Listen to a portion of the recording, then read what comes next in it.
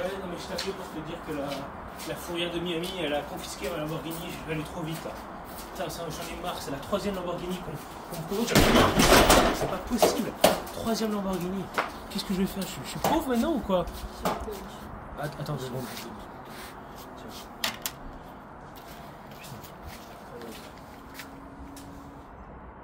Regarde autour de toi. Pourquoi certains peuvent rouler en voiture de luxe tandis que d'autres comptent chaque centime? Pourquoi certains peuvent aller étudier à l'étranger tandis que d'autres galèrent à payer leurs inscriptions à la fac? Aujourd'hui, on va parler d'un sujet qui nous concerne tous, les inégalités économiques et sociales. Mais en fait, c'est quoi exactement? Tout d'abord, il faut savoir que les inégalités économiques, c'est, en somme, la différence des revenus et des richesses des individus. Prenons un exemple très simple. En France, environ 10% des plus riches possèdent près de 50% du patrimoine total du pays, alors que 50% des plus pauvres en ont moins de 5%. Et le pire, c'est que les écarts continuent de se creuser. Lorsqu'on est riche, on peut investir, acheter des biens, transmettre du patrimoine, bref, s'enrichir encore plus. À l'inverse, quand on est pauvre et qu'on gagne à peine de quoi vivre, on ne peut pas épargner et on reste souvent bloqué dans une situation précaire. 1 million d'euros pour faire un cadeau à ma femme, un éléphant?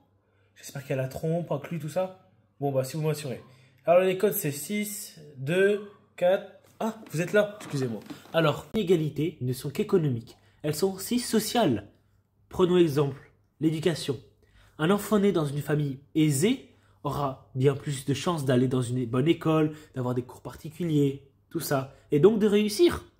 À l'inverse, un enfant de milieu défavorisé peut rencontrer plus de problèmes, de difficultés et moins de soutien scolaire. Parfois, l'obligation de travailler à côté des études. Et c'est fou.